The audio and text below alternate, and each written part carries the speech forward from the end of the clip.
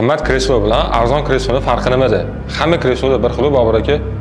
Xo'p, Behruz, zo'r savol bo'ldi. Bu ko'p mijozlarimizdan kelgan savol. Undan ko'ra men sizlarga hozir bularning farqini birma-bir ko'rsatib boraman. Misol qilib oladigan bo'lsak, Tesla Grey modelimiz bilan Garrett Grey modelimizning ko'rinish jihatidan bir xil, lekin narxida ham ancha farqi bor. Ushbu kreslomiz 1 million so'mga xarid qilsanglar bo'ladi. Bu kreslomizni 2 million so'mga. Lekin bularning ancha farqi bor.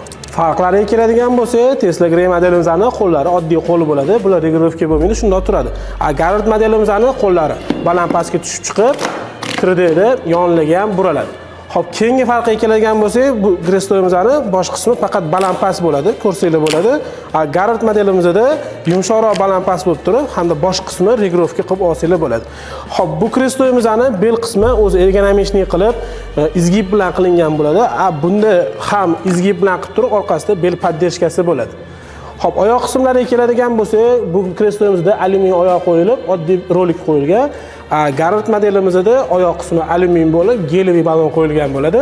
Bu tarkib qismlari, gilam qismlarini qirmasdan bemalol harakatlanadi. Mexanizmlariga keladigan bo'lsak, Tesla Grey modelimizning mexanizmi ikkinchi paketli mexanizm bilan jihozlangan bo'ladi. Bu 110 kilogacha maksimal yuk ko'taradi. Garrett Grey modelimizning mexanizmiga keladigan bo'lsak, bu 3-paketli bo'ladi. Buni bel fiksatsiyalari hamda maksimal yuk ko'tarishi 150 kilogacha bo'ladi. Endi sizlar arzon kreslo bilan qimmat kresloning farqi nimaligini yaxshi bilib oldinglar. Izohlarda qaysi biri yoqqanini yozib qoldiringlar. 1 yoki 2.